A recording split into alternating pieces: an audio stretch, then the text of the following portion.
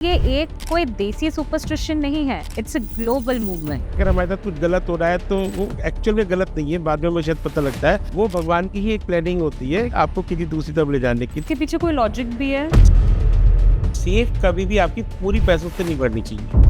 South में मैं गया था, जो घर बंद पड़े हुए थे, ऐसी जगह नॉर्मली नेगेटिव हो ही जाती है। हॉन्टेड हाउस, घर पे किसी को बहुत ज्यादा गुस्सा आ रहा है तो आप उनकी फोटो फ्रिज के ऊपर लगा दो। अगर आप घर के बड़े को डिजर्विंग रिस्पेक्ट नहीं मिलेगी तो फिर घर सही नहीं चल सकता। Being a Vastu consultant not a easy thing. आपको उससे भी पता चल जाता है कि नेगेटिविटी घर में पक्का है ही, या कुछ तो गड़बड़ घर में पक्का है ही। तो क्या रेमेडीज हैं? क्योंकि स्टेयर्स को तोड़ना तो बहुत ही मुश्किल है, पूरा घर चेंज करने वाली बात हो गई। तो क्या कर सकते हैं? कुछ एनर्जीज ऐसी होती है जिनको they don't want to welcome you, तो they try to harm you also. में कई बार ऐसा होता है कि वास्तु कंसल्टेंट को भी सफर करना पड़ता है। नेगेटिव एनर्जी ने आपको हार्म करने की कोशिश की है because you are entering their space. हाँ देखिए, ये ऐसे घरों में ना लोग, ऐसी बिल्डिंग में लोग लंबे समय तक टिक नहीं पाते, मतलब कोई ना कोई रीजन से वो बिल्डिंग छोड़ देते हैं। तो हमारे जो ऋषि मुनि थे, they were well aware about the effects of the directions. Half कटेड head of a horse is placed at so many houses. तो क्या वो भी अवॉइड करना चाहिए या कुछ भी लगा सकते? वो एक डायरेक्शन में अगर आप सेफ रखते हो, आप देखते हैं कि वहाँ रखने की बात से आपकी सेफ में ऑटोमेटिकली पैसा आना शुरू हो जाए। वास्तु में 3 चीजों की बड़ी इंपॉर्टेंस है: आकाश, प्रकाश और वायु। हेड ऑफ द फैमिली है, उनका जो रूम होता है उसकी क्या डायरेक्शन होनी चाहिए? बिना मुहूर्त के, बिना सही टाइम के अगर आप रेमेडीज करते हो ना, तो उल्टे उसके रिजल्ट और खराब मिलते हैं। एक प्लेटफॉर्म पे बहुत लोग के घर पे ये होता है कि एक ही प्लेटफॉर्म है, वही स्टोव भी है और वही वॉश बेसिन भी है। तो इज इट फाइन या फिर ऐसा नहीं होना चाहिए? आग और पानी कभी एक साथ नहीं होना चाहिए, दोनों एंटी एलिमेंट होते हैं। ठीक है, लाइक आई हैव हर्ड कि जहाँ आपका बेड है उसके सामने मिरर नहीं होना चाहिए। सावधानी हटी, दुर्घटना घटी। अगर कभी आपको लगता है, किसी व्यक्ति को लगता है कि उसकी एक्सपेंसेस बहुत ज़्यादा हो रहे हैं, रुक ही नहीं रहे हैं, अनवांटेड एक्सपेंसेस है, ओवरहेड बढ़ते चले जा रहे हैं। जो लोगों के घर, अगर किसी के घर पार्टी हो रही है तो नेगेटिव एनर्जीज को थोड़ा सा दूर करने के लिए before the party they can probably do. जब जाते तो सभी चीज देखते हैं, तो the moment we open the cupboard of that client, तो किस तरीके से चीजें रख रही है हमें समझ में आता है इनका माइंडसेट किस तरह का होगा। हर हर Mahadev. Hi guys, my name is Preeti और मैं स्वैग से नहीं फैक्ट से करती हूँ आप सभी का स्वागत on your very own the witty Preeti show. Did you know that vastu is almost 5000 years old? In fact इससे भी एक इंटरेस्टिंग बात है, फेंग शुई, जो कि चाइना में यूज होती है टू अलाइन द आर्किटेक्चर, वो भी लगभग उतनी ही पुरानी है। Korea, Japan and Egypt, they also use their own different versions of aligning the architecture. So ये एक कोई देसी सुपरस्टिशन नहीं है, इट्स अ ग्लोबल मूवमेंट। आज हम बात करने वाले हैं एक साइलेंट फोर्स के बारे में जो शायद हो सकता है आपके घर के मूड को कंट्रोल करती है। And don't worry, the conversation will not just last to कि टॉयलेट नॉर्थ में नहीं होना चाहिए। विद ओवर 25 years of experience, Acharya Mukul Rastogi ji is a renowned Vastu consultant known for blending ancient wisdom with modern practicality. His deep understanding of space and energy has helped countless families and businesses find harmony and success. Please welcome Acharya Mukul Rastogi ji. Hello sir, welcome to my show. How are you? Fine, fine. How you are? All well sir. Sir, let's start with very basic question. Vastu शास्त्र है क्या? अगर किसी को पता ही नहीं है कि ये चीज़ क्या है तो आप कैसे एक्सप्लेन करोगे? देखिए, मैं आपको बताऊं, Vastu, what does Vastu mean? Vastu का मतलब होता है एक ऐसी जगह where you can live peacefully with health, wealth, prosperity, each and everything should be there. That is the means of the Vastu, कि एक ऐसी जगह जहाँ पर आप सुख शांति के साथ रह सके या काम कर सके। That is the means of vastu. Okay, and इसकी शुरुआत कहाँ से हुई थी and how is it relevant in the modern time right now? देखिए, वास्तु की जो एक शुरुआत वाली कथा आती है वो थोड़ा माइथोलॉजिकल है, कि अंधकासुर नाम का एक राक्षस था और शिव जी के पसीने से हुआ था और उसने देवताओं को परेशान करा, तो ब्रह्मा जी ने उसको नीचे ज़मीन पर भेज दिया, वो लेट गया, उसके ऊपर देवता आ गए। तो इट वॉज अ माइथोलॉजिकल कथा basically. The thing is that बहुत पहले से जो हमारे जो ऋषि मुनि थे, they were well aware about the effects of the directions, what effect the directions are playing upon the human body and human nature. तो उसके अकॉर्डिंग उन्होंने हर डायरेक्शंस की ग्रेविटीज़ को, उसकी नेचर को देख करके दे डिसाइडेड कि किस किस डायरेक्शन में क्या क्या चीज़ें होनी चाहिए। उसके according they decided the placement of each and everything, where should our main door, where should our kitchen, where should our bedrooms and each and everything. तो उसके हिसाब से उन्होंने चीज़ें प्लान करी थी कि ताकि उनका बेसिक एम था कि जो मनुष्य जाति है, मानव है, वो इस पृथ्वी लोक पर आराम से रह सके, कंफर्टेबली रह सके और अटमोस्ट पीस के साथ रह सके। It was the thing which was decided by the old rishis in the olden timings. और आज भी वो रेलिवेंट है, क्योंकि as a human being we all want to live peacefully, we all want to live happily, we all want to have the luxuries and prosperities in the life, and we want the परिवार का सुख भी हमें चाहिए, हर चीज़ हमें चाहिए ना। वो सारी चीज़ों के लिए ही वास्तु, अगर आप एक बिल्डिंग वास्तु से बनाते हैं तो इट इंश्योर्स कि आपको ये सारी चीज़ें आपको मिले। This is the actual meaning of the vastu, और it is very relevant in today's timings also, और हमेशा ही रहने वाला है, क्योंकि ये सारी ज़रूरतें आदमी की हमेशा बनी रहेंगी। Right, that's true, that's true. Sir, आपने वास्तु एज अ करियर कैसे ऑप्ट किया? मतलब कौन सा एक टर्निंग पॉइंट था आपकी लाइफ में वेयरइन यू थॉट कि it actually works and I should take it as a career? Actually, I did not commit into this field deliberately. Once upon a time, I was into my business and I was doing well. I was having a factory. So what happened? We did make some changes in the factory as per the requirement. जब आपकी ज़रूरत होती है तो आप कुछ changes करते हो। जी। तो unknowingly उस समय वास्तु का कुछ पता नहीं था। I was totally unaware about the vastu. वो सारे चेंजेस जो थे वो गलत हो गए, और उनका रिजल्ट ये हुआ कि हमें काफ़ी लॉसेस हुए। मतलब I don't have any shame to say that एकदम एक्सट्रीम लेवल पर लॉसेस थे। There were so many loans and each and everything was there. At that time I came to know about through an astrologer that there is some vastu dosh in your factory and in your home also. So थोड़ा सा we try to search upon at that time। उस समय वास्तु के लोग नहीं थे, people did not know about the vastu also। Okay। तो कहीं से पता लगा, we called upon somebody and they came and he saw each and everything। he told us कि आपका यहाँ पर ये गलत है, बोरिंग गलत है, सिटिंग प्लेस गलत है, और काफ़ी चीज़ें उन्होंने बताई। And then that guy came to the house also. उन्होंने घर पे ही बताया कि आपके बेडरूम में ये गलत है, घर पे किचन गलत है, toilet, my toilet was in north east, which is one of the biggest blunder of the Vastu. Okay। Even I was having a bedroom mirror in the bedroom also. Color combinations were also wrong. Placement of the bed was also wrong. मतलब जब आप वास्तु को जानते नहीं थे तो आप अपने हिसाब से प्लान करते हो ना सारी चीज़ें। तो ओवरऑल सारी मतलब most of the things I would say कि गलत थी। तो he told certain things to do, लेकिन financially we were not well enough, तो हम बहुत सारा कुछ नहीं कर सकते थे। बट कुछ चीज़ें जो हमारे हिसाब से थी, we could have done them, हमने उनको किया। And I slightly feel some changes कि मेरे को लगा उसके बाद से चेंजेस आए। पर्सनल लाइफ में भी आए, प्रोफेशनली भी थोड़ा सा ग्रोन अप शुरू हुआ। तो at the time I came to realise the power of the Vastu. मुझे को लगा कि नहीं, ये कुछ तो है, कुछ तो काम करता है ये। सर, अगर सपोजिंगली मैं अपना घर बनाना चाहती हूँ, so what is the correct time to get a Vastu consultant on board, या फिर जब मैं प्रॉपर्टी ले रही हूँ, एक खाली प्लॉट ले रही हूँ, उसी time I should get them on board with us? देखिए, vastu start from searching of the plot और लैंड और हाउस। पहली बात है Okay। वास्तु शुरू ही तब होता है जब आप सपोज कोई प्रॉपर्टी बनाना चाहते हैं, खरीदना चाहते हैं, बाय करना चाहते हैं, तो वेदर आपको वो लेना चाहिए नहीं लेना चाहिए, वहीं से वास्तु स्टार्ट हो जाता है। तो the correct time is that you should consult a person, a vastu consultant, before buying the property और the land. That is the best time. That person will guide you enough कि आपको ये वाली प्लॉट लेना चाहिए, ये वाला घर लेना चाहिए, फैक्ट्री यहाँ पर लेनी चाहिए, नहीं लेनी चाहिए, ये सही है, ये गलत है, यहाँ की एनर्जीज आपसे कनेक्ट हो रही है, नहीं हो रही है, वो सारी चीज़ें चेक करके that person can tell you properly. क्योंकि वो अगर आपका फर्स्ट स्टेप सही हो गया ना, फिर सारे स्टेप सही हो जाएंगे। कई बार क्या होता है, suppose we bought a property, हमने कुछ भी ले लिया, घर ले लिया, कोई भी चीज़ ले ली, later on we called upon somebody, तो वो आके देखते हैं, बताते हैं, जो भी कुछ करते हैं।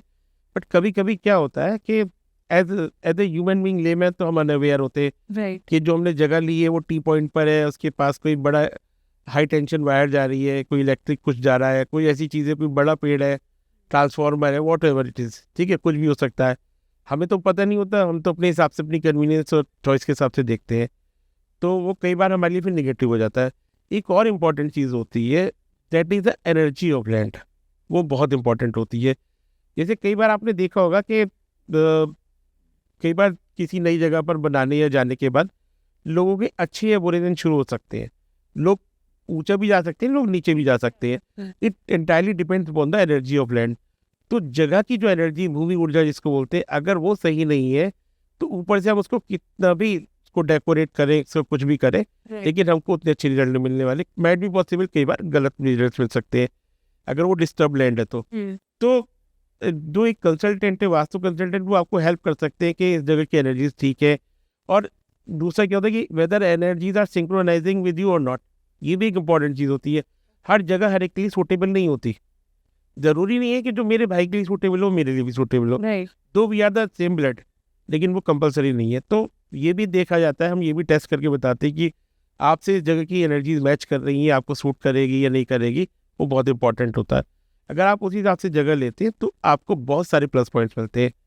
तो वरना आप देखेंगे कई बार लोग बिना वास्तु के भी रहते हैं और बहुत अच्छा करते हैं, क्योंकि जो जमीन की एनर्जी वो उनको हेल्प कर रही होती। सर बट फैमिली में तो बहुत सारे लोग होते हैं, तो फिर अगर हर किसी के हिसाब से लेने लगे तो कोई घर अप्रूव हो ही नहीं पाएगा। हाँ, गुड क्वेश्चन। देखिए मैं आपको बताऊँ, इसमें हम क्या करते हैं, we take the owner of the house.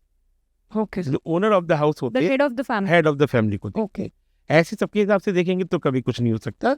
हम हेड ऑफ द फैमिली को ही सेंटर पॉइंट मान के उन्हीं के हिसाब से सारी चीजें चेक करते हैं, देखते हैं। Okay sir, majority people are shifting in the builder homes these days. आपको लगता है कि जितने भी बिल्डर्स हैं वो वास्तु कंसल्टेंट को हायर करते हैं and they are making vastu compliant houses? देखिए, अब काफ़ी बिल्डर्स हायर करते हैं वास्तु कंसल्टेंट को, they take the advices of the vastu consultants, but एक उनकी एक लिमिटेशन होती है। वो भी बिल्डर अगर कोई बड़ी सोसाइटी बनाता है, कुछ भी बना रहे होते हैं, तो it is practically not possible for them to make each and every apartment और फ्लैट एज पर वास्तु। हाँ, लेकिन बिल्डर्स कहाँ पे फॉलो करते हैं, जैसे हम लोग कंसल्ट करते हैं बिल्डर्स को, तो we do make sure that जो basic principles of the vastu follow, वो कैसे होते हैं। जैसे शेप करेक्शन हम करा देते हैं। सपोज प्लॉट की शेप कुछ अनइवन है, कुछ डिस्टर्ब है, तो उसको शेप करेक्शन हम कराते हैं। फिर उसके जो मेन बेसिक पॉइंट्स होते हैं, जैसे बोरिंग है आपका, ठीक है, बोरिंग है, इलेक्ट्रिसिटी पॉइंट है, आपका डीजी सेट है, आपका इलेक्ट्रिक पैनल से, रेन वाटर हार्वेस्टिंग है, फायर फाइटिंग टैंक से, ओवरहेड वाटर टैंक से, ये सारी चीज़ें भी हम चेक करते हैं। Even Brahmasthan should remain empty, इसको भी हम खाली करा के रखते हैं, ठीक है। इस तरीके से जितना पॉसिबल है उतना तो हम कर पाते हैं, बिल्डर भी उतना कर पाते हैं। बट एक फ्लोर पे अगर 3 या 4 फ्लैट है तो आप समझ सकती है सारे फ्लैट ईस्ट में या नॉर्थ में नहीं हो सकते, तो प्रैक्टिकली वो पॉसिबल नहीं है। फिर वो 1 to 1 हो जाता है। जैसे सपोज आपने अगर कुछ लिया है तो फिर आप अपने फ्लैट के हिसाब से देखेंगी, किसी और ने लिया उसके हिसाब से देखेगा। तो this is how the thing goes in the builders apartment, but you can not say you should not go like that के पूरा 100% वास्तु बना होगा। ओके सर, बहुत ना फैसिनेटिंग वर्ड्स हैं, शेरमुखी और गौमुखी। सो आई हैव हर्ड कि शेरमुखी घर जो होते हैं वहाँ पे कमर्शियल प्लेसेस बनती हैं एंड गौमुखी में रेजिडेंशियल एरियाज बनते हैं। बट व्हाट इफ कि अगर कोई शेरमुखी में अपना घर बना ले तो उनके लिए क्या सिंपल रेमेडीज हैं? सबसे पहले मैं आपको थोड़ा सा ब्रीफ कर दूं, what is shermukhi and what is gaumukhi. Okay, जो प्लॉट आगे से चौड़ा और पीछे से पतला होगा दैट इज कॉल्ड शेरमुखी, और जो प्लॉट आगे से पतला और पीछे से चौड़ा होगा दैट इज गौमुखी। ऑलराइट, मतलब इट इज बीइंग सेड कि gaumukhi is good for home and shermukhi is good for commercial. इसके पीछे कोई लॉजिक भी है? लेकिन हाँ, इसके पीछे लॉजिक होता है। लॉजिक ये होता है कि जो घर में का एक पर्पज़ ये होता है कि घर की जो पीस एंड प्रोस्पेरिटी है वो बाहर ना जाए, ठीक है, घर के अंदर है। और शेरमुखी का मतलब होता है कि आगे से फैला हुआ है तो हमको चाहिए, वी नीड। शेरमुखी कमर्शियल पर्पज़ का क्या मतलब है, we need client, we need money, we need each and everything, ठीक है। तो वो आना चाहिए। जब बड़ा होगा तभी तो आने की चांसेस ज़्यादा बनेंगे। अगर आप नैरो कर देंगे तो आएगा भी उतना, बड़ा होगा तो ज़्यादा आएगा। पहली बात ये। दूसरी बात ये कि इसमें 2 इश्यूज आते हैं। हर शेरमुखी कमर्शियल प्रीमाइसेस अच्छी नहीं होती और हर गौमुखी घर भी अच्छा नहीं होता। या it depends upon the directions. अगर डायरेक्शन के हिसाब से ईस्ट और नॉर्थ फेसिंग का अगर आपका सपोज घर है और वो गौमुखी है तो आपके लिए हार्मफुल होगा, ठीक है। और साउथ के वेस्ट फेसिंग अगर शेरमुखी कमर्शियल प्लॉट है तो वो भी आपको फ़ायदा नहीं करेगा। इसलिए जब हम शेरमुखी या गौमुखी वाले कॉन्सेप्ट पर देखते हैं तो हम पहले ये देखते हैं कि डायरेक्शंस क्या है, उसके अकॉर्डिंग ही हम उसको बाय करते हैं कि वो लेना चाहिए नहीं लेना चाहिए। ओके, ऑलराइट सर, शेरमुखी और गौमुखी तो हो गया, बट कॉर्नर हाउसेस भी बहुत ज़्यादा फेमस है इस चीज़ को लेके कि लोग अवॉइड करते हैं, बोलते हैं कि वहाँ पे नज़र सबकी जाती है, एक एनर्जीज जो होती हैं, you know, everybody is going in a lane और वो बोलता है अच्छा वो तो कॉर्नर वाला घर है। तो अगर किसी का ऑलरेडी कॉर्नर का घर है तो फिर वो क्या कर सकते हैं? देखिए, कॉर्नर हाउस को लेके थोड़े से बिलीव्स और मिसबिलीव्स है, मिथ्स बन गए हैं कि corner house is not good at all. It's not being like that. Corner house अगर आपका साउथ और वेस्ट फेसिंग वाले कॉर्नर से बनता है Okay. तो वो अच्छा नहीं होता डेफिनेटली, या ईस्ट और साउथ से बनता है तो वो अच्छा नहीं होता, या नॉर्थ और वेस्ट का बनता है तो अच्छा नहीं होता। लेकिन अगर कॉर्नर हाउस आपका ईस्ट और नॉर्थ वाला है, इट इज़ एक्चुअली गुड। इसमें क्या होता है, आपको दोनों पॉजिटिव डायरेक्शन ऊपर मिल जाती है। तो Right. दोनों पॉजिटिव डायरेक्शन से क्या होता है, एनर्जीज का फ्लो बहुत अच्छा बनता है, और साउथ और वेस्ट आपका ब्लॉक हो जाता है, which is actually very good. तो द थिंग इज दैट कि अगर आपका साउथ और वेस्ट वाला है तो अवॉइड करना चाहिए, ईस्ट और नॉर्थ वाला इज नॉट बैड। Okay. अगर सपोज आपके पास है ही, ये किसी Avoid का हो ही होता नहीं है, सकता। अवॉइड नहीं हो सकता, ये लिया हुआ है, Right. तो हम उसको by the way of remedy हम उसको ट्रीट करते हैं। रेमेडी से क्या करते हैं हम, मतलब थोड़ा वी आस्क द क्लाइंट कि इसको ब्लॉक करें। ब्लॉक करने का मतलब ये होता है, आप ब्लॉक पेड़ों से भी कर सकते हैं या किसी दूसरे मीन्स से आप थोड़ा सा ब्लॉकिंग कर सकते हैं। दूसरा, एक इसकी ब्लॉकिंग ज़मीन के अंदर होती है, इससे ज़मीन से एनर्जीज का उसको ब्लॉकिंग करते हैं, और हम नॉर्थ और ईस्ट को वर्चुअली ओपन कर देते हैं। That is the way of vastu remedy. उसे ओपन करने से क्या होता है कि आपकी जो ईस्ट और नॉर्थ की एनर्जीज ब्लॉक हो गई थी वो ओपन हो जाती है, तो आपको उसका बेनिफिट मिलना शुरू हो जाता है। सर, जैसे हम अपार्टमेंट्स की बात कर रहे थे पहले, तो अगर किसी ने कोई ऐसा अपार्टमेंट ले लिया जिसकी डायरेक्शन सही नहीं है, तो क्या छोटी रेमेडीज कर सकते हैं कि यू नो उनकी लाइफ पीसफुल और फुल ऑफ प्रॉस्पेरिटी रहे? देखिए, अपार्टमेंट जो हम लेते हैं ना, सबसे बड़ी हमारे सामने इशू आता है, अपार्टमेंट में हम कोई चेंज नहीं कर सकते। राइट। मतलब अगर आप देखें तो फिजिकली चेंजेस पॉसिबल ही नहीं, और एंट्रेंस तो चेंज करना बिल्कुल भी पॉसिबल नहीं होता, क्योंकि वो एक डेजिग्नेटेड प्लेस पर होती है। आप इधर से उधर उसको शिफ्ट ही नहीं कर सकते, आपके पास ऑप्शन नहीं होता। तो अगर हमें लगता है कि हमारी डायरेक्शन किसी तरह से ठीक नहीं है, वास्तु के हिसाब से सूट नहीं करती, तो उसको हम क्या कर सकते हैं, एक तो वहाँ पर उस वाली एंट्रेंस पर हम थोड़ी पॉजिटिव चीज़ें हम लगा सकते हैं, जैसे पॉजिटिव सिंबल्स हो गए, ठीक है, कमल है, ओम है, शंख है, मछली है, ठीक है, स्वास्तिक है, या फिर आपके अपने रिलीजन के अकॉर्डिंग, जो भी आपका रिलीजन है उसके अकॉर्डिंग भी आप लगा होली सिंबल साइंस लगा सकते हैं, पहली चीज़। दूसरा, कलर बहुत इंपॉर्टेंट है। आपकी डायरेक्शन के अकॉर्डिंग अगर आपकी एंट्रेंस का कलर है तो वो बड़ा इंपॉर्टेंट रोल प्ले करता है। ओके। तीसरा क्या होता है कि हमारी जो भी डायरेक्शन है, हमें इंश्योर करना चाहिए वहाँ पर लाइटिंग्स प्रॉपर होनी चाहिए। मतलब जैसे जो भी गेट है आपका, गेट के ऊपर लाइटिंग शाम के टाइम में वो प्रॉपर होनी चाहिए। चौथी चीज़ क्या है, अगर किसी वजह से किसी की कोई एंट्रेंस प्रॉपर नहीं है, किसी गलत डायरेक्शन में है, तो there is a way to do it up. उसको करेक्ट करने का तरीका होता है कि हम उसको वर्चुअली ब्लॉक कर देते हैं by the help of vastu remedy. Block physically नहीं होती, वर्चुअली ब्लॉक हो जाती है, and we do open a new entrance for that person. एक अच्छी डायरेक्शन जो उनके हिसाब से सूट करती है उसमें हम एक नई एंट्रेंस खोल देते हैं। That is also not physical, कुछ तोड़फोड़ नहीं होती। तो वर्चुअल ब्लॉकेज क्या होती है? वर्चुअल ब्लॉकेज का मतलब ये होता है कि एक जो उससे एनर्जीज आ रही होती है उनको कट कर दिया जाता है। वो मतलब रेमेडी का पार्ट होता है, उसमें हम कुछ चीज़ें ऐसी लगाते हैं वहाँ पर ताकि वो एनर्जी की ब्लॉकिंग हो जाए। और ओपनिंग भी एक तरीके की सिंबॉलिकल ओपनिंग होती है, it is not actual opening, symbolical होती है, बट उससे क्या होता है कि आपके इफेक्ट्स चेंज हो जाते हैं। Alright. घर के इफेक्ट चेंज हो जाते हैं, एंट्रेंस के इफेक्ट चेंज हो जाते हैं। जैसे लाइक से, जैसे लोगों को डर लगता है साउथ फेसिंग से, साउथ वेस्ट से, Right. साउथ ईस्ट से, या साउथ वेस्ट वाली एंट्रेंस होती है, या वेस्ट की WNW की एंट्रेंस होती है।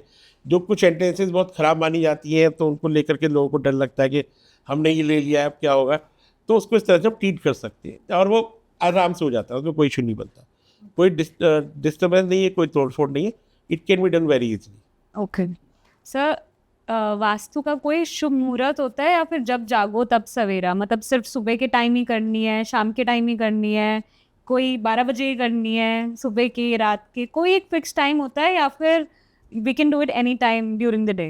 मतलब रेमेडी है क्या करना है? रेमेडी, एग्जैक्टली, या देखिए, मैं बताता हूँ, रेमेडी का टाइमिंग्स होते हैं, रेमेडी के दिन भी होते हैं, रेमेडी के मुहूर्त भी होते हैं। अच्छा, हाँ, ओके, मतलब ऐसा नहीं है कि आज हमें लगा तो हमने कोई remedy, suppose we plan some remedy, आज हमें सपोज बाई संडे, आज मेरा संडे मेरा हॉलीडे है, मंडे को हॉलीडे है, ट्यूसडे को हॉलीडे, तो मैंने आज कर लिया। It's not being like that. हमेशा ध्यान रखिएगा, छोटे मोटे प्लेसमेंट को तो मैं नहीं कहता।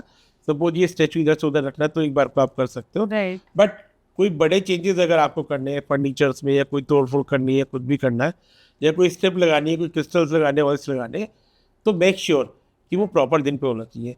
हम जब भी वास्तु की रेमेडीज़ करते हैं तो इस बात का बहुत ध्यान रखते हैं कि वो दिन, वो मुहूर्त, वो टाइम अच्छा होना चाहिए।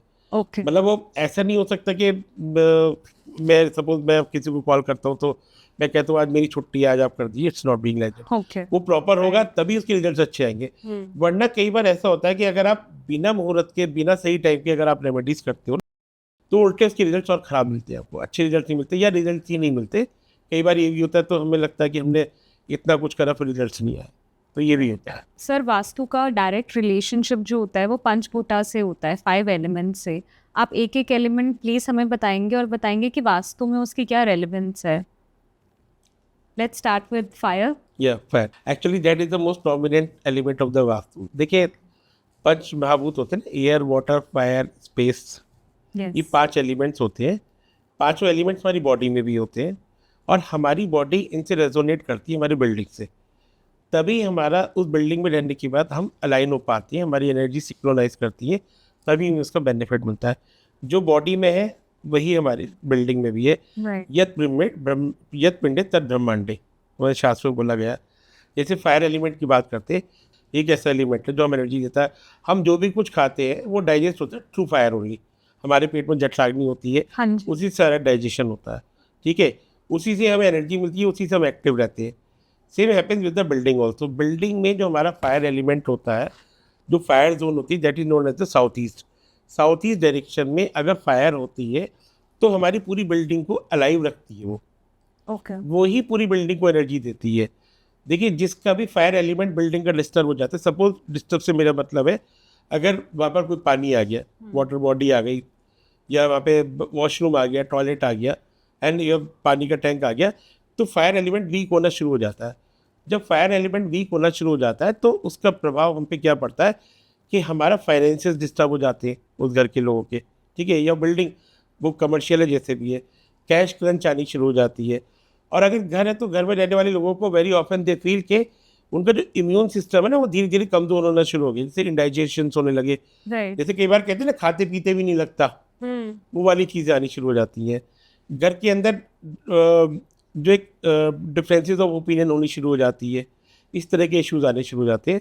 तो fire is one of the most important element और वो सही ज़रूर होना चाहिए। Okay and sir what about water? देखिए वाटर इज़ अनदर एलिमेंट। हमारी बॉडी में 70% ब्लड होता है, ठीक है। Blood is a form of water only. और हमारी अगर आप देखेंगे तो हमारी जो पृथ्वी है इस पर भी 3/4 वाटर ही वाटर है, ठीक है। तो ये वाटर ब्लड के रूप में आता है, लेकिन वाटर जो होता है वो रिप्रेजेंट करता है हमारे थॉट पैटर्न को, ठीक है। ये जो पानी है ये मतलब एस्ट्रोलॉजिकली चंद्रमा से रिलेटेड होता है, और मून जो होता है हमारे थॉट पैटर्न को, हमारे मन को, इसको गवर्न करता है। तो जब वाटर एलिमेंट अगर किसी भी बिल्डिंग का डिस्टर्ब हो जाएगा तो वहाँ रहने वाले लोगों के जो मूड स्विंगिंग्स बहुत ज़्यादा होनी शुरू हो जाएंगी, ठीक है। कभी एंजाइटीज हो जाएंगी, पल में खुशी, पल में गम, इस तरह की इश्यूज आने शुरू हो जाते हैं। मेंटली टेंशन में रहना शुरू हो जाते हैं, ठीक है। चिड़चिड़ाहट शुरू हो जाती है, क्योंकि वाटर एलिमेंट वीक हो गया तो दूसरे एलिमेंट बढ़ जाते हैं। और ये वीक होने से क्या होता है कि जो खुशी वाली बात होती है वो सारी चीज़ें, वो चीज़ें मिस होनी शुरू हो जाती हैं। तो इस तरीके की प्रॉब्लम्स आती है अगर वाटर एलिमेंट डिस्टर्ब हो जाए। वाटर एलिमेंट डिस्टर्ब होता है, सपोज आपने वहाँ पे स्टोर बना दिया, आपने वहाँ पे किचन बना दी, ठीक है, आपने वहाँ पे शू रैक रख दी, इस तरह की अगर कोई भी चीज़ आप कर देते हो तो उससे वाटर एलिमेंट डिस्टर्ब हो जाता है। Okay and what about air? Air element जो होता है, air keeps on going and moving up, तो एयर एलिमेंट हमें एक्टिव रखता है, ठीक है। एयर एलिमेंट जो ऑक्सीजन होता है, इसको हम ऑक्सीजन भी कह सकते हैं। ऑक्सीजन से क्या होता है, ऑक्सीजन ही हमें ज़रूरी होती है, जिंदा रहने के लिए हमें ऑक्सीजन की बहुत ज़रूरत होती है, राइट। तो एयर एलिमेंट अगर हमारा बैलेंस होता है तो उससे क्या रहता है कि हम एक्टिव रहते हैं, पहली बात, ठीक है। हमारे अंदर एनर्जी लेवल्स बहुत अच्छे रहते हैं। और एयर एलिमेंट एक्टिव बैलेंस होने का बेनिफिट होता है कि उस घर में, उस बिल्डिंग में रहने वाले लोग जो होते हैं वो सोशली भी एक्टिव होते हैं और आउटगोइंग भी रहते हैं वो, ठीक है। कई बार आपने देखा होगा लोग बड़े शाई नेचर के रहते हैं, इंट्रोवर्ट हो जाते हैं, बोल नहीं पाते, बात नहीं कर पाते, लेकिन एयर एलिमेंट बैलेंस होता है तो एक्टिवनेस भी रहती है, बातचीत में भी ठीक रहते हैं, कनेक्टिविटी भी ईजी रहती है, और मूवमेंट के शौकीन भी रहते हैं।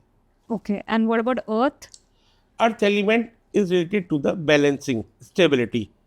जो अर्थ होती है, ज़मीन जिसके ऊपर हम रहते हैं, जिसके ऊपर हम चलते हैं, this is the element which is connected with the stability, क्योंकि यही हमें बैलेंस करता है, यही हमें स्टेबिलिटी देता है। अर्थ एलिमेंट सही होना, बैलेंस होना बहुत ज़रूरी होता है। अर्थ एलिमेंट अगर सही होगा तो हमारी लाइफ में एक स्टेबिलिटी आती है, हम अपने सारे काम अच्छे से कर पाते हैं, हमें नींद बहुत अच्छी आती है, ठीक है, और हमारा दिमाग कंपैरेटिवली थोड़ा पीसफुल मोड पे रहता है, डिसीजन मेकिंग हमारी सही होती है। अर्थ एलिमेंट हमारी बॉन्डिंग को भी रिफ्लेक्ट करता है। जिस घर का, जिस बिल्डिंग का अर्थ एलिमेंट बैलेंस होगा, वहाँ पे रहने वाले लोगों की आपसी बॉन्डिंग भी अच्छी होती है, ट्यूनिंग भी अच्छी होती है, और उनकी लाइफ में ग्रोथ भी अच्छी होती है। तो earth element is related to the stability. Okay, and last but not the least, space. देखिए, स्पेस एलिमेंट जो होता है, स्पेस का मतलब आप समझ सकते हैं ना, एक एक्सपेंशन। Right. स्पेस को हम एक्सपेंशन के रूप में लेते हैं। स्पेस एलिमेंट क्रिएट करने से क्या होता है कि आप क्या एक्सप्रेशन ऑफ थॉट अच्छा हो पाता है, ठीक है, आपकी सोच वाइड हो जाती है। जैसे आपने अगर कभी पुराने घर या मसूरी वगैरह आप हिल स्टेशन पे गए होंगी, तो जो ब्रिटिशर्स की टाइप की बिल्डिंग्स अगर आपने कभी देखी हो, अगर आप you might have study in the convent school, तो आपने उनका देखा होगा, उनकी जो रूम्स होते थे तो बहुत हाइट के होते थे, पंखे भी वाले होते थे जिसमें लंबे वाले वो लगे होते थे, लंबे वाले होते थे। Right. तो क्या होता है कि एक आपको ना एक हाइट की फीलिंग देती है स्पेस एलिमेंट, अगर अच्छा होता है तो आप अपने को कॉन्फिडेंट फील करते हो, आप मोर एक्सप्रेसिव हो जाते हो, ठीक है, आप चीज़ें सही से कर पाते हो। अगर जहाँ पर भी आप देखेंगे, जैसे इन टुडेज टाइमिंग अपार्टमेंट में जो लोग रहते हैं, तो उनकी स्पेस हाइट कम रहती है, 9 फुट या 10 फुट रहती है, तो सप्रेशन ऑफ थॉट होना शुरू हो जाता है। इसीलिए थोड़ा सा क्या फ़र्क पड़ जाता है, जो आजकल आप देखती हैं, फैमिली हार्मनी डिस्टर्बेंस हो जाती है, क्योंकि ना एक अनसीन चीज़ है, आप देख नहीं पाते, लेकिन वो चीज़ आपके ऊपर रहती है, तो आपके सबकॉन्शियस माइंड पे रहती है, तो आप एक आपस की बॉन्डिंग, एक आपस का कोऑर्डिनेशन वो डिस्टर्ब हो जाता है। आप कई बार सोचते हो कि मैं अपने को एक्सप्रेस नहीं कर पा रहा उस तरह से। Okay. सर, जब आप फर्स्ट टाइम किसी घर में घुसते हो तो आप सबसे पहले क्या चीज़ ऑब्जर्व करते हो? You observe the energy, you observe the space of the house, आप लेआउट देखते हो? देखिए, बहुत बार तो ये होता है, जैसे किसी क्लाइंट से बात होती है, तो जनरली आई डू आस्क कि भाई आप अपनी लेआउट मेरे को शेयर कर दीजिए एक बार, Okay. So that I can have a fair idea of the house, और ये बिल्डिंग या फैक्ट्री जो भी है, तो थोड़ा सा एक आइडिया लग जाता है कि वो किस तरह का है, क्या चीज़ है, वहाँ क्या प्लस है, क्या माइनस है। बट मैनी टाइम्स नहीं भी हो पाता ये। तो the moment we enter into the building, तो सबसे पहले जो हम देखते हैं, देखिए आप कहाँ से घुसते हैं, आप गेट से घुसते हो किसी बिल्डिंग में। Right. गेट से घुसने के बाद हम पहले देखते हैं एंट्रेंस किस तरह की है, कि मतलब एंट्रेंस अच्छी है, ख़राब है। I am not talking about the direction only, Right. Ambience entrance की क्या है, कलर किस तरह के हैं, एंट्रेंस के पास क्या क्या चीज़ें रखी हुई हैं, एंट्रेंस में घुसने के बाद क्या क्या चीज़ें हैं। क्या होता है कि many people do not know, जब आप घुसते हो ना, तो जो एक प्राण वायु जब अंदर आती है, तो जो आपके एंट्रेंस पे चीज़ें होती हैं उनसे इफेक्ट होती है। तो वहाँ पे क्या क्या रखा हुआ है उस हिसाब से देखते हैं। फिर अंदर आकर के हम देखते हैं लेआउट कैसा है, बिल्डिंग का स्ट्रक्चर कैसा है, वेंटिलेशन कैसा है, उसके हिसाब से हम जज करते हैं कि वहाँ पर क्या चीज़ें सही हैं, क्या गलत है। And energy, of course, that is a very important point. देखिए, अब कई बार तो ऐसा होता है कि आपको घुसने के बाद एनर्जी समझ में आनी शुरू हो जाती है कि यहाँ की एनर्जी पॉजिटिव है, नेगेटिव है। काफ़ी हद तक आपको सेंस होना शुरू हो जाता है। जब आप इस फील्ड में पुराने होते चले आते हो, तो आप एनर्जी को सेंस भी करना शुरू कर देते हो, तो वो भी समझ में आता है कि एनर्जीज कैसी हैं, कलर कॉम्बिनेशन है, प्लेसमेंट ऑफ फर्नीचर्स हैं, पिक्चर्स है, वो सारी चीज़ों से चीज़ें समझ में आनी शुरू हो जाती है। तो एक ओवरव्यू तो ये रहता है। उसके बाद भी कम टू नो कि भाई आपका बेडरूम, किचन, टॉयलेट वगैरह सब चीज़ें, या मशीनरी हॉल जो भी कुछ है, वो किस तरह से, वो उसके बाद आता है। ओके। तो कभी ऐसा हुआ है, सिंस आपने मेंशन किया कि आपको एनर्जीज फील होती हैं, तो कभी किसी नेगेटिव एनर्जी ने आपको हार्म करने की कोशिश की है because you are entering their space?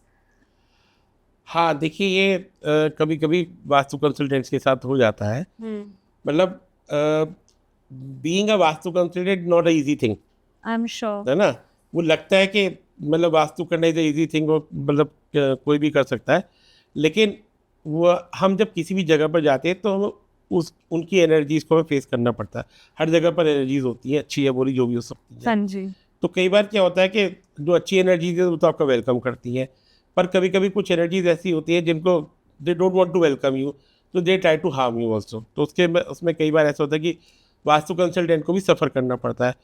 मतलब मेरे साथ शुरू में होता था कि because I was unaware of energy, आपको उतने नॉलेज, इतने एक्सपीरियंसेस भी नहीं होते, आप कोई प्रिकॉशन भी लेके नहीं चलते अपने घर से। राइट अभी तो क्या है कि हमें मालूम है, तो we to take all the necessary precaution, जो भी लेके चलना चाहिए, Yeah. हमें जो भी करना चाहिए। राइट उस समय इतना वो नहीं था। तो 2-3 बार ऐसा हुआ कि जैसे गए और वहाँ पर कोई चीज़ ऐसी थी, इसने डिस्टर्ब करा। अच्छा, एक बड़े क्लियर से सिम्पटम होते हैं, जैसे अगर आपको लगता है कि वहाँ की एनर्जी ठीक नहीं है, सपोज आपको आने के बाद स्टमक अपसेट हो जाए, आपका स्टमक अपसेट हो जाए, तो वो एक क्लियर सिम्टम होता है कि उस जगह की एनर्जी ठीक नहीं थी। या फिर आपको फीवर हो जाए, ठीक है, फीवर हो जाए, उससे भी पता लग जाता है कि आप जहाँ गए थे वहाँ की एनर्जी ठीक नहीं थी। या कुछ अनईजीनेस हो जाए, तो that is a clear indication कि उस जगह की जहाँ पर आप गए थे वहाँ की एनर्जी ठीक नहीं थी। और कभी कभी कुछ पावरफुल एनर्जीज या एंटिटीज़ भी होती है जो डायरेक्टली हार्म करती है, कुछ तो इनडायरेक्टली करती है, वो डायरेक्टली भी करती है। तो वो एक थोड़ा सा अलग चैप्टर बन जाता है, वो बड़ा डिस्टर्बिंग होता है। तो शुरू में 1-2 जगह पर हुआ था, साउथ में 1-2 जगह पर मैं गया था, जो घर बंद पड़े हुए थे, मतलब जैसे होता है ना 5-10 से 15 साल से बंद पड़े होते हैं, राइट ऐसी जगह नॉर्मली नेगेटिव हो ही जाती है। हॉन्टेड हाउस भी कह लीजिए, आप कुछ भी कह लीजिए। उस समय तो इनके बारे में नहीं पता था कि ये क्या है क्या नहीं, मतलब तो सोचते नहीं थे। तब तो ये था कि कुछ भी है तो कर लेंगे, पर वो जाने के बाद जब पाला पड़ा तो समझ में आ गया कि ये कुछ नहीं। अब तो वैसे I do try make it a point कि अगर इस तरह की कोई प्रॉपर्टी है, मेरे को अगर पता लग जाए, नहीं पता लगे तो अलग बात है, पता लग जाए तो कोशिश करता हूँ ना भी जाऊँगा, ऐसा भी हो जाता है। हाँ, लेकिन ये एनर्जी का गेम होता है और ज़रूर होता है, और वास्तु कंसल्टेंट्स को कई बार फेस करना पड़ जाता है, इसलिए थोड़ा सा अपनी प्रिकॉशंस लेनी बहुत ज़रूरी होती है। और आपके साथ ऐसे भी होता है कि अगर कोई अपने सिम्टम्स बता रहा है, जैसे मुझे एनजाइटी हो रही है या मुझे स्टमक इश्यूज हैं, तो आपको उससे भी पता चल जाता है कि नेगेटिविटी घर में पक्का है ही, या कुछ तो गड़बड़ घर में पक्का है ही।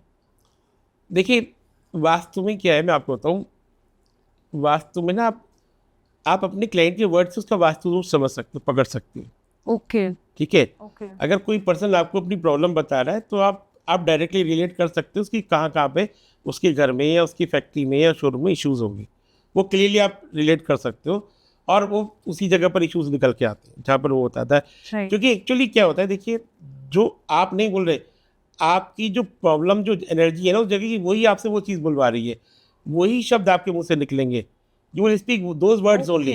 तो आपको मतलब, अब आप अगर वास्तु की लाइन में, तो आप क्लियरली आप समझ सकते हो कि इनके कहाँ पर क्या इश्यूज़ होंगे। बाकी जो एक 2 तरह की नेगेटिविटीज़ होती है, एक तो ये कि एज़ पर वास्तु आपकी चीज़ें ठीक नहीं है, वो तो एक स्ट्रक्चरल नेगेटिविटी हो गई। लेकिन जो दूसरी तरह की नेगेटिविटी की बात आप कर रही हैं, वो कई बार उस पर्सन अगर आपके सामने है सपोज़, तो आप उसको देख कर के, उसकी आँखें देख कर के, उसकी चीज़ों को देख के भी समझ सकते हो कि ये कहीं दूसरी एनर्जी तो उससे उसका शिकार नहीं बना हुआ। इस तरीके की चीज़ आपको समझ में आ जाती है। सर, जो हाउस की एंट्रेंस होती है, it's called the mouth of the house. Why is it so crucial? Like उसके बिना सब कुछ सही नहीं लगता है। एंड लोग बोलते हैं कि साउथ में घर नहीं होना चाहिए, एंट्रेंस साउथ में नहीं होनी चाहिए, उसके पीछे क्या लॉजिक है? देखिए, एंट्रेंस सबसे इम्पोर्टेंट चीज़ होती है किसी भी बिल्डिंग की, ठीक है, इरिस्पेक्टिव कमर्शियल और रेजिडेंशियल व्हाट्सएवर इट इज़, क्योंकि वही एक ऐसी जगह होती है जहाँ से कोई भी एनर्जी हमारे घर में आ सकती है। हम लोग भी अगर अब किसी बिल्डिंग में जाएंगे तो एंट्रेंस के थ्रू जाते हैं, राइट तो सबसे पहला स्टेप होता है वास्तु का, जहाँ से बिल्डिंग में आपका आना जाना स्टार्ट होता है। बट विंडोज से भी तो अगर नहीं, कुछ विंडोज ऐसी- से आप आ जा नहीं सकते। विंडो से एयर का मूवमेंट होता है, लाइट का मूवमेंट हो सकता है, लेकिन फिजिकली ह्यूमन काइंड का Right. मूवमेंट नहीं होता, ठीक है। Okay, तो okay. The thing is that entrance सबसे ज़्यादा इंपॉर्टेंट है, वो अच्छी होनी चाहिए। अच्छी से मतलब ये है कि वो एक शुभ पद में होनी चाहिए, सही प्रॉपर डायरेक्शन में होनी चाहिए, ताकि आपको उसका बेनिफिट मिले। एंट्रेंस अगर आपकी सही डायरेक्शन में होती है तो उसके आपके बहुत अच्छे रिजल्ट मिलते हैं। हर डायरेक्शन के हिसाब से अलग अलग एंट्रेंसेज होती हैं, 4 मेन डायरेक्शंस हैं, चारों के हिसाब से अलग अलग डायरेक्शंस होती हैं जो सूटेबल होती हैं, और काफ़ी सारी ऐसी भी होती है जो नॉन सूटेबल होती है। तो अगर एंट्रेंस आपकी अच्छी है तो समझ के चलिए कि आप 80% आपकी चीज़ें ठीक होती हैं, क्योंकि वो इंश्योर करती है कि सारी चीज़ें फिर अपने बैलेंस में आ जाए, Okay. फ़ायदा दे आपको। और अगर किसी की साउथ ईस्ट, साउथ वेस्ट ऐसे कोई एंट्रेंस हो जो नहीं होनी चाहिए, तो क्या बहुत बेसिक रेमेडी कोई भी कर सकता है खुद से ही, विदाउट इवन कंसल्टिंग अ वास्तु कंसल्टेंट? देखिए, जैसे साउथ वेस्ट की अगर सबसे ज़्यादा डर लोगों को साउथ वेस्ट से लगता है, राइट ये वास्तु का, जैसे नॉर्थ ईस्ट का टॉयलेट और साउथ वेस्ट की एंट्रेंस, राइट, ये दो एक ऐसी चीजें हैं जो सबको सबसे इनका ज्यादा बहुत हैमर खौफ करती है ना, है। खौफ रहता है, डरावनी चीजें हैं। राइट, तो बेसिकली मैं आपको बताता हूँ, ये साउथ वेस्ट की अगर एंट्रेंस है आपकी, तो उसकी बहुत सिंपल रेमेडी मैं आपको बताता हूँ। आपको क्या करना है, एक हनुमान जी की पिक लीजिएगा, ठीक है। हनुमान जी की पिक आप ले सकती हैं, पंचमुखी हनुमान जी की पिक हम ले सकते हैं, और उसको एक फ्रेम करा लें हम, ठीक है। हमें कोई ज़रूरत नहीं कि हम बड़ी लें, उसके साथ हमें क्या लगाना है, एक गदा लगानी, गदा की फोटो भी लगा सकते हैं और गदा भी लगा सकते हैं। गदा समझती हैं आप, जो हनुमान जी के पास हाँ होती जी, है। हाँ जी। और उसके नीचे एक मंत्र लिखना होता है हमें। अगर आप पूरा लिखते हैं तो वो ये है, that is from Hanuman Chalisa, सब सुख लहे तुम्हारी शरणा, तुम रक्षक काहू को डरना। तो आप अगर आपके पास इतनी स्पेस है तो आप पूरा भी लिख सकती हैं, और अगर आपके पास पूरी स्पेस नहीं है तो आप ये भी लिख सकती हैं, तुम रक्षक काहू को डरना। वो लिख करके आप अपनी एंट्रेंस पे लगा लीजिए, अगर एंट्रेंस आपकी साउथ फेसिंग या साउथ वेस्ट फेसिंग है। ये एक बहुत अच्छी और पावरफुल रेमेडी है जो आपको बहुत हेल्प करेगी। अब ना तो question comes about the south east entry. Right, south east entry भी अच्छी कंसीडर नहीं की जाती। साउथ ईस्ट एंट्री अगर किसी की है तो उसके लिए फिर हमें क्या करना चाहिए, we can take the help of the copper. Copper की तार या कॉपर की स्ट्रिप हम लगा लें, ताकि साउथ ईस्ट एंट्रेंस की जो मैलेफिक इफेक्ट्स है वो हमें ना मिले। उसकी तरीके से हम उसको ट्रीट कर सकते हैं साउथ ईस्ट एंट्रेंस को। Okay, all right. और जैसे आपने पहले बताया था कि कुछ एक मुहूर्त होता है या कुछ एक दिन होता है, तो ये जो हनुमान जी वाली रेमेडी है ये तो हम में से कोई भी कर सकता है, हमारे कोई भी व्यूअर्स ये सुन के कर सकते हैं। इसके कोई स्पेशल डेज हैं, जैसे ट्यूसडे हनुमान जी का दिन है, उसी दिन करना चाहिए या किसी और जैसे दिन कर सकते हैं? जैसे ये बिकॉज हनुमान जी से रिलेटेड है, राइट, तो इसके लिए ट्यूसडे सैटरडे अच्छा होता है। नॉर्मली ट्यूसडे को वास्तु की रेमेडीज नहीं करनी चाहिए। अच्छा, हाँ, ओके, जैसे अगर हम दिनों की बात करें तो ऐसे तो काफ़ी सारे दिन हैं, लेकिन स्पेसिफिकली ट्यूसडे को वास्तु अवॉइड की करना रेमेडीज अवॉइड चाहिए। करनी चाहिए, ज़मीन से रिलेटेड कोई चीज़ अवॉइड करनी चाहिए। And अमावस्या डे, ओके, अमावस्या जो होती है ना, उस दिन भी कोई क्योंकि वास्तु बहुत की रेमेडी, नेगेटिव एनर्जी हाँ, नेगेटिव एनर्जीज बहुत चार्ज अप होती है, राइट, तो इसलिए अमावस्या को भी नहीं करनी चाहिए। हाँ, लेकिन आपको हनुमान जी लगाने हैं तो हनुमान जी आप ट्यूसडे को लगा सकते हैं, ओके, लेकिन साउथ ईस्ट वाली रेमेडी आपको ट्यूसडे को नहीं करनी चाहिए। ओके, ऑल राइट, उसके लिए फिर आपको थोड़ा सा देख लेना चाहिए, अगर आप सॉफ्ट वे में जाना चाहें, मतलब you don't want to consult anybody, जैसे अगर सब चीज़ ठीक बैठ रही तो मंडे आप कर सकते हो। मंडे है, Wednesday, Thursday, Friday, these are the good days to do the things, ये आप कर सकते सर। एंट्रेंस पे बहुत सारे लोग ना बहुत सारी चीज़ें रख देते हैं, कोई मिरर लगा देता है, कोई शू रैक रख देता है, कोई कोई शोपीस लगा देता है, कोई प्लांट रख देता है। तो कौन कौन सी चीज़ें हैं जो बिल्कुल भी एंट्रेंस पे एटलीस्ट नहीं रखनी चाहिए या बिल्कुल एक्सट्रीमली अवॉइड करनी चाहिए?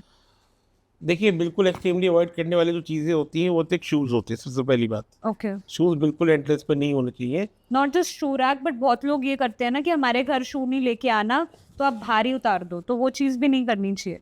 हाँ, वो भी नहीं होनी चाहिए। ओके, आपके गेट के पास शू रैक, शूज़ नहीं होने चाहिए, पहली बात, ठीक है।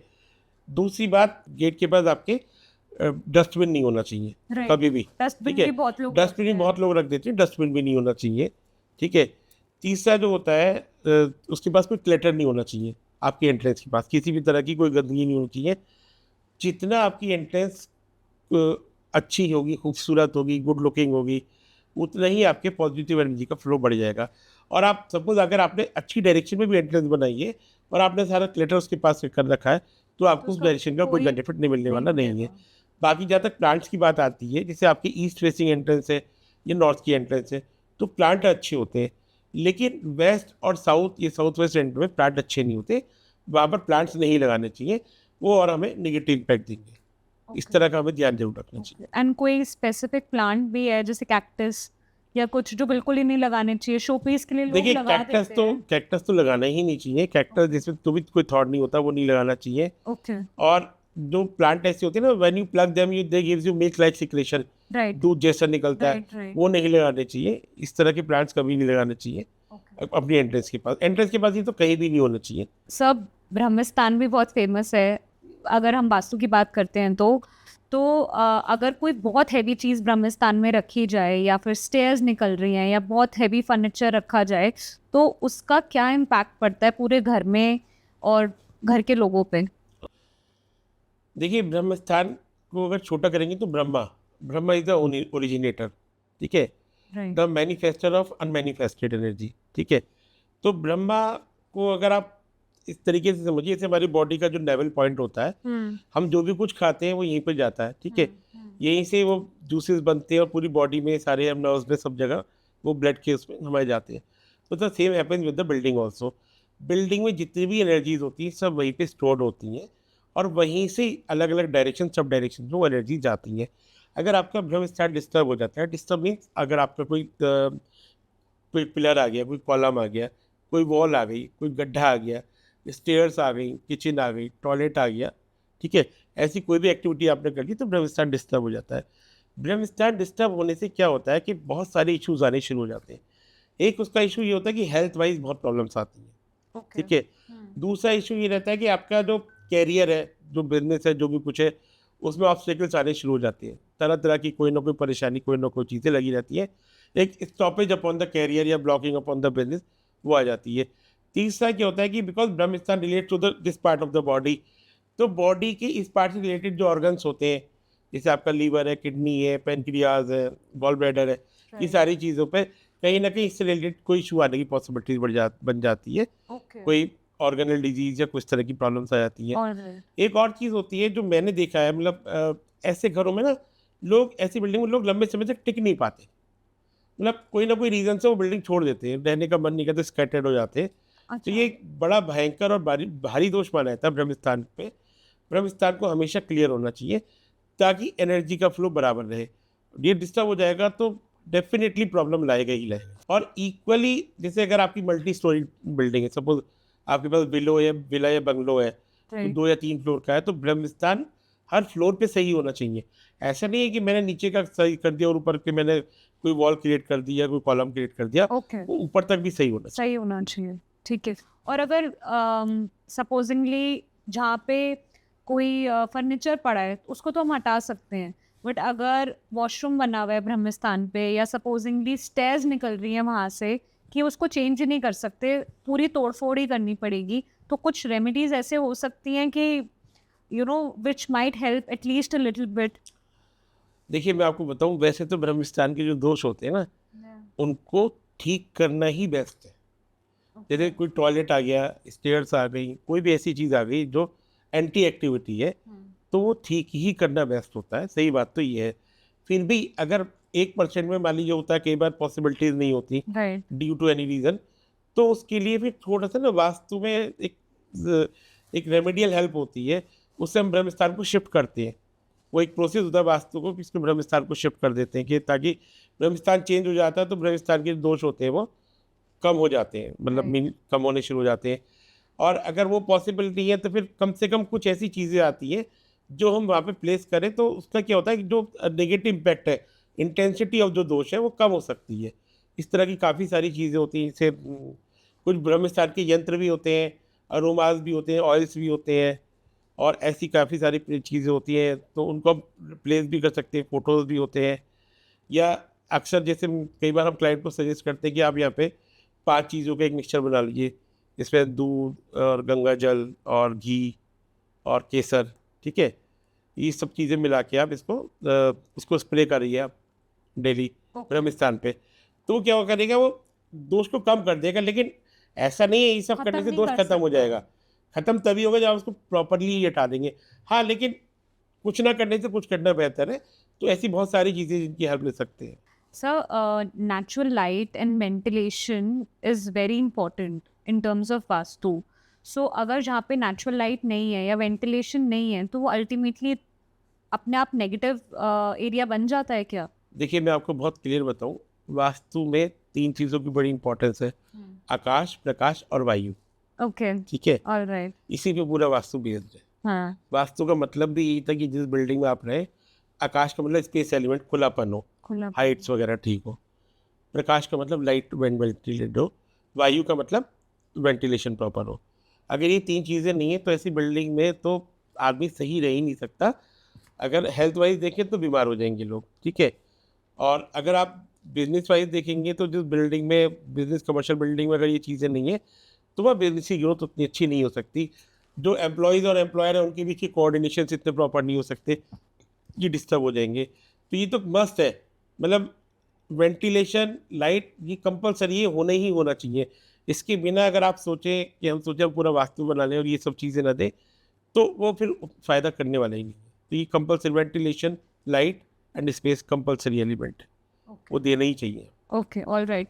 और अगर किसी के घर में जैसे बहुत कम विंडोज़ हैं, नेचुरल लाइट आ ही नहीं रही है, तो अगर वो पूरा टाइम ट्यूबलाइट जला के रखें, तो उसका कुछ इफ़ेक्ट होएगा या फिर नहीं? देखिए हाँ, ये ऐसा है, अगर जब नहीं है हमारे पास, ठीक है, तो कम से कम हम लाइट, आर्टिफिशियल लाइट लें, ठीक है। आर्टिफिशियल लाइट में जो हम लाइट लेते हैं, जैसे वाइट लाइट हो सकती है राइट, या वार्म वाइट हो सकती है, लेकिन कलरफुल लाइट्स नहीं होनी चाहिए। जैसे कहीं पे आपने रेड लगा दिया, कहीं पे ये ग्रीन लगा दिया, कहीं ब्लू लगा दिया, वो फिर डायरेक्शन के हिसाब से तो हम लगवाते हैं, लेकिन जनरल नहीं है वो। तो आपको उनकी हेल्प लेनी चाहिए। फिर दूसरा काम आपको ये करना चाहिए, अगर सपोज एयर का वेंटिलेशन प्रॉपर नहीं है, तो you must make it a point कि आपको एग्जॉस्ट लगाना चाहिए, ओके। ताकि जो अंदर की जो क्रॉस पॉल्यूटेड एयर है वेंटिलेशन ना, होती रहे। वो बाहर तो निकले, वरना वो क्या होगा कि वो रिवॉल्विंग अराउंड करती रहेगी, वो हम उसी को इनहेल करेंगे। देखिए, जब हम पॉल्यूटेड एयर को इनहेल करेंगे तो क्या होगा, अल्टीमेटली एक दिन तो हमारी बॉडी हमें जवाब देगी ही देगी, बीमार तो Exactly. पड़ेगी पड़ेगी। इसलिए कम से कम आप इस तरीके से तो करना ही चाहिए हमें। ओके। सर, एंट्रेंस की बात हो गई, अब मंदिर की तरफ चलते हैं। आप प्लीज़ बताइए कि मंदिर की एक्चुअल डायरेक्शन क्या होनी चाहिए? देखिए, मंदिर की जो बेस्ट डायरेक्शन है वो नॉर्थ ईस्ट होती है, ईशान कोण, जहाँ पे ईस्ट और नॉर्थ रहते हैं, वो मंदिर की बेस्ट डायरेक्शन होती है। वो मंदिर की बेस्ट डायरेक्शन इसलिए होती है कि वो मतलब उसके एलिमेंट्स, उस जगह के एलिमेंट जो होते हैं, वो हमें हेल्प करती है कंसंट्रेशन में, फोकस में। अगर आप वहाँ बैठ के मेडिटेट करते हो, मंदिर का वास्तविक अर्थ ऐसा नहीं कि आपको दीपक पूजा वाला, मंदिर का जो अर्थ एक्चुअल में था वो कंसंट्रेशन था, मतलब कनेक्टिविटी विद योर डिवाइन, जिनको भी आप मानते हो तो आप कनेक्ट हो जाए, वही एक्चुअल पूजा भी होती है। तो इसीलिए मंदिर तो एक सिम्बॉलिकली रखवाया जाता है कि भाई आप कनेक्ट हो पाओ उनसे फिजिकली, आप देखते हो तो आप कनेक्ट हो जाते हो। तो मंदिर की डायरेक्शन नॉर्थ ईस्ट होती है, और नॉर्थ ईस्ट मंदिर रखते हैं तो एक मन की शांति मिलती है। लेकिन मंदिर को लेके मैं आपको एक चीज़ और बताऊं, अगर घर में हम रखते हैं तो हम नॉर्थ ईस्ट में रख सकते हैं, ईस्ट में भी रख सकते हैं, ईस्ट ऑफ नॉर्थ ईस्ट में भी रख सकते हैं, नॉर्थ ऑफ नॉर्थ ईस्ट में भी रख सकते हैं, नॉर्थ में भी मंदिर रख सकते हैं, ऐसे कोई इशू नहीं है, ठीक है। ये सब डायरेक्शन परमिसिबल है, आप रख सकते हो। लेकिन अगर कमर्शियल प्लेस के मंदिर आपको रखना हो, तो मैं एज पर माई एक्सपीरियंस, दो डायरेक्शंस के मंदिर अच्छा काम करते हैं, और rather we can say three direction, rather than keeping it in the north east. West के अगर आप डायरेक्शन में मंदिर रखते हो तो बड़ा हेल्पफुल होता है। वेस्ट की डायरेक्शन शायद आपको थोड़ा सा लग रहा होगा कि एग्जैक्टली। उल्टा, मतलब अलग बता रहे हैं। हाँ जी। वेस्ट की डायरेक्शन का मंदिर इसलिए अच्छा हो सकता है कमर्शियल प्लेस पे, क्योंकि देखिए वेस्ट एक तो डायरेक्शन हमारी विश फुलफिलिंग की डायरेक्शन होती है, ठीक है। वहाँ पे हम जो भी विश करते हैं वो फुलफिल होने के चांसेस बन जाते हैं, बढ़ जाते हैं। तो आपका जो कमर्शियल प्रीमाइसेस में जो आपका ऑब्जेक्ट है, that is to earn the money. बहुत सिंपल है। राइट, फिर आप कोई शोरूम बनाते हो, कोई फैक्ट्री बनाते हो, तो आप दैट इज द होल पैसे आइडिया। पैसा कमाने के लिए बनाते हो, राइट, ठीक है। तो आपकी जो भावना सारी रहती है पूजा करने के में, आपकी रहती है कि I want to earn more and more money, ठीक है। तो उसके लिए आप वेस्ट डायरेक्शन में आप करते हो, तो आपका जो मैनिफेस्टेशन है, डिज़ायर, वो फुलफिल होने की चांसेस बन जाते हैं। दूसरा एक चीज़ और बताऊँ मैं आपको, मतलब it is a very good point. अगर आप वेस्ट डायरेक्शन में सब मंदिर बनाते हैं तो ये रिजल्ट तो आते ही आते हैं। इन केस अगर आप वेस्ट में मंदिर नहीं बना पाते ड्यू टू एनी रीज़न, तो फिर हम क्लाइंट को एडवाइस करते हैं, we do advice our client कि आप एक वहाँ पर ना विष्णु लक्ष्मी जी की फ़ोटो लगाइए, या तिरुपति बालाजी की और लक्ष्मी जी की फ़ोटो लगाइए। वो आपको बड़ा कमाल के रिजल्ट देती है। वो मतलब it helps you to attract the money, और पैसे की तरफ पैसे को खींच कर खिलाती है, तो उस तरह से हेल्प करती है। ईस्ट में जब आप मंदिर बनाते हो तो ईस्ट की जो डायरेक्शन होती है सन की डायरेक्शन होती है। Sun is the source of energy, और sun is the source of east direction जो होती है वो कनेक्टिविटी की भी डायरेक्शन होती है, नेम फेम की भी होती है। तो ऐसे में ना आपको नेम फेम बनाने में हेल्प करती है। आपका जो बिजनेस है उसे ब्रांड बनाना, उसमें नेम फेम जनरेट करना, उसमें हेल्प करती है। North direction is related with the Kuber, धन की डायरेक्शन होती है। राइट, तो नॉर्थ डायरेक्शन में जब आप पूजा करते हो तो आपकी चाहत तो वही होती है, देखिए पैसे वाली चाहत होती है, तो वो आपको हेल्प करती है ये सब पैसे को जनरेट करने में, पैसे को लाने में, आपके पास पैसा आने में हेल्प करती है। तो ये 3 डायरेक्शंस कमर्शियल प्रीमाइसेस पे मंदिर बनाने में ठीक रहती ओके ओके। और सर अगर जैसे मंदिर है, बहुत ऑस्पिशियस जगह है ऑब्वियसली हमारे घर की, अगर उसके ऊपर नीचे या फिर साइड में कहीं पे टॉयलेट हो तो फिर क्या उसका कोई नेगेटिव इम्पैक्ट होता है? हाँ, निश्चित तौर पे। देखिए, मंदिर को अगर आप देखें थोड़ा एस्ट्रोलॉजिकली कनेक्ट करेंगे, मंदिर गुरु का स्थान होता है, बृहस्पति राइट का, राइट और टॉयलेट राहु का स्थान माना जाता है। राइट। तो एस्ट्रोलॉजिकली में ये कॉम्बिनेशन गुरु चंडाल योग बोलते हैं, गुरु और राहु का जो एक कॉम्बिनेशन बनता है। तो मंदिर एक पवित्र स्थान और टॉयलेट एक नेगेटिव प्लेस होती है। तो जब आप मंदिर और टॉयलेट एक साथ कर देंगे तो टॉयलेट में तो कोई इफेक्ट नहीं पड़ेगा, वो तो राहु है, लेकिन मंदिर के जो आपको पॉजिटिव रिजल्ट मिलने होते हैं वो डिस्टर्ब हो जाते हैं। आमतौर पे अगर आप कभी देखेंगी तो जिनके मंदिर और टॉयलेट मिले हुए होते हैं, मतलब आमने सामने हो या अलॉन्ग साइड एडजेसेंट वॉल पर हो, आगे पीछे हो, तो ऐसी जगह पे क्लेश बहुत रहता है।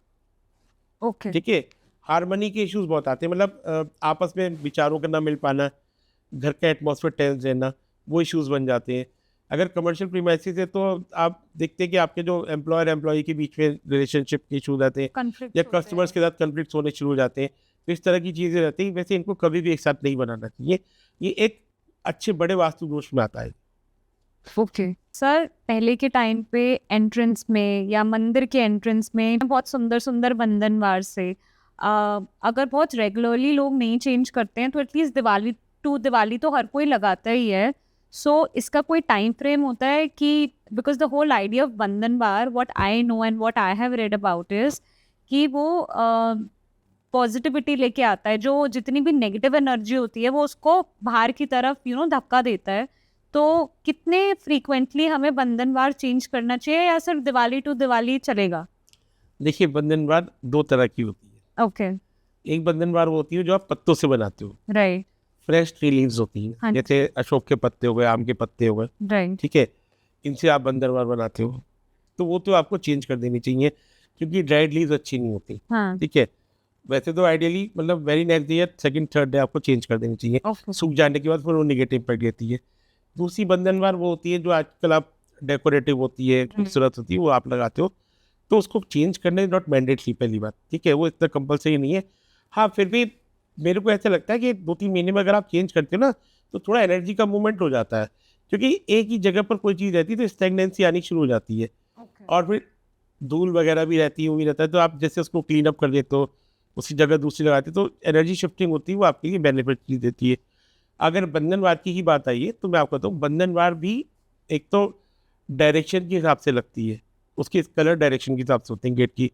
दूसरा, बंधनवार में शुभ चीज़ें होनी चाहिए, जैसे कौड़ी बहुत शुभ होती है, ठीक है, इस तरह की जो चीज़ें होती है ना, सीपी या कौड़ी की बंधनवार बहुत शुभ होती है, वो लगाना बेनिफिशियरी होता है।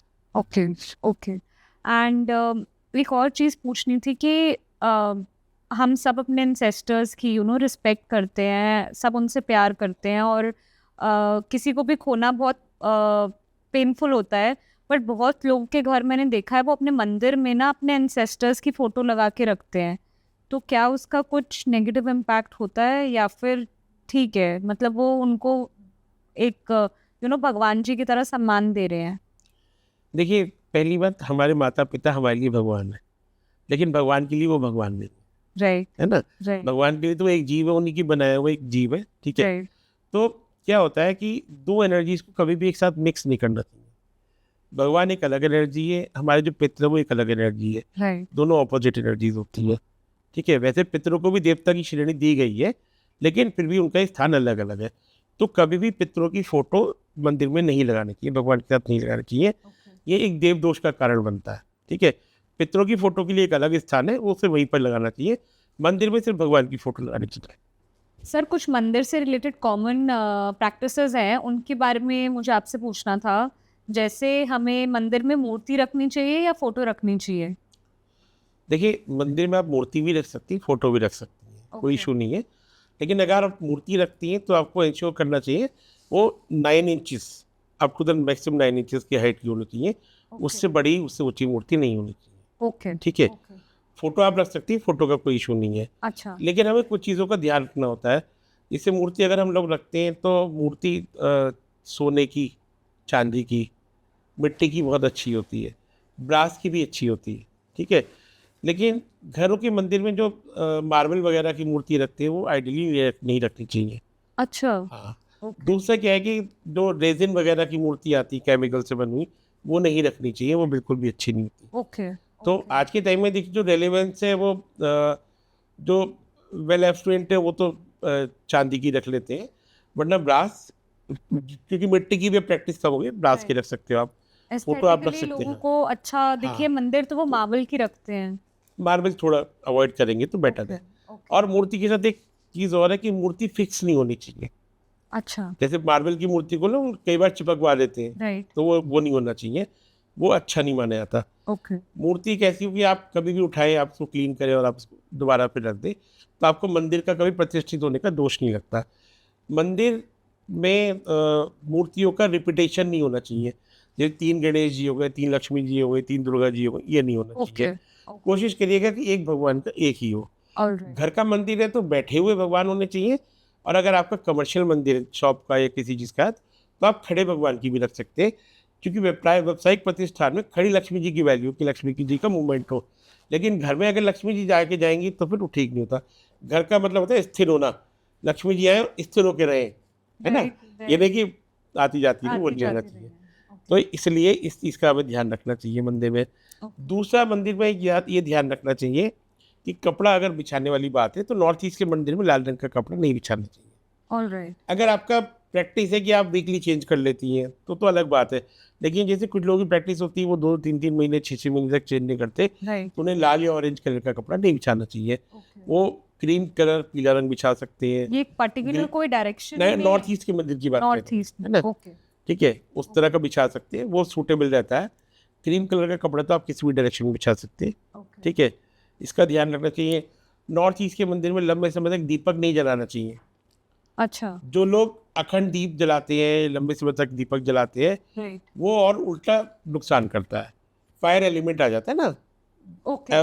वाटर एलिमेंट की जगह फायर एलिमेंट आ गया, तो वाटर एलिमेंट को सुखाना शुरू कर देता है। जब वाटर एलिमेंट सूखता है तो उससे चिड़चिड़ाहट, परेशानी, मेंटल बॉदरेशन, ये सब आनी शुरू हो जाती है। इसलिए आप थोड़ी देर का दीपक जलाएं तो कोई इशू नहीं, लेकिन लंबा दीपक वहाँ नहीं जलाना चाहिए। लाल रंग का बल्ब एक बहुत बड़ी कॉमन मिस्टेक है, जो आमतौर पे आप देखेंगे ज़्यादातर मंदिरों में आपने देखा होगा, लोग लाल बल्ब जरूर लगाते हैं। हाँ, और वो लाल पूरा बल्ब 24 आवर्स चलता हाँ, रहता लाल है। बल्ब बहुत नुकसान कर जाता है अगर सही डायरेक्शन में लगाया हो न लगाया हो तो लाल बल्ब को लेके बहुत प्रिकॉशन लेनी चाहिए और नॉर्मली नहीं लगाना चाहिए। लाल बल्ब हम तब लगवाते हैं जब साउथ ईस्ट की जोन में कोई इशू हो, मिसिंग पार्ट हो या कुछ हो, तब लगवाते हैं। वरना लाल बल्ब अपने आप में आपको बहुत सारे नेगेटिव रिजल्ट दे सकता है, और फिर आपको लगता है कि हमारा तो सब कुछ ठीक है, राइट। फिर प्रॉब्लम क्यों आ रही, तो पता लगा एक बल्ब उतरवाने के बाद से भी लाइफ में चेंज आ जाते हैं। मतलब कई बार ऐसे भी देखा है मैंने, हमने एक बल्ब ही हटवा दिया, उसके बाद से भी लाइफ सही हो गई। इसलिए इन चीज़ों पर बड़ा ध्यान देना चाहिए। मंदिर हो तो मंदिर में इन चीज़ों का ध्यान रखेंगे तो अच्छा रहेगा। ओके।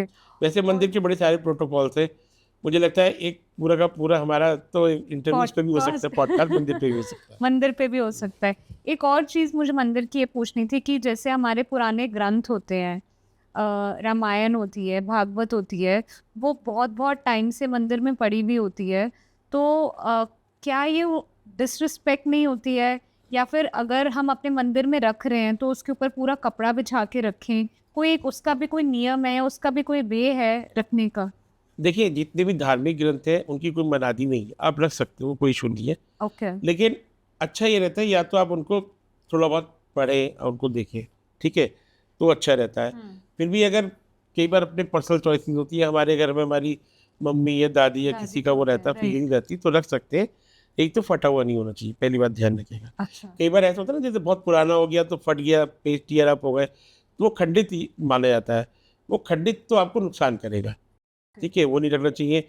और अगर आप रखते हैं तो फिर प्रॉपर उनको कपड़ा वपड़ा बिछा के आदर के साथ रखिए। और जब आप पूजा करते हो ना, जैसे आप धूप कुछ भी करते हैं, फूल चढ़ाते हैं, तो कोशिश करिए उनकी भी पूजा करिए। वो ग्रंथ अपने आप में ईश्वर का ही स्वरूप होते हैं, है ना, तो उनकी भी पूजा करनी चाहिए आप।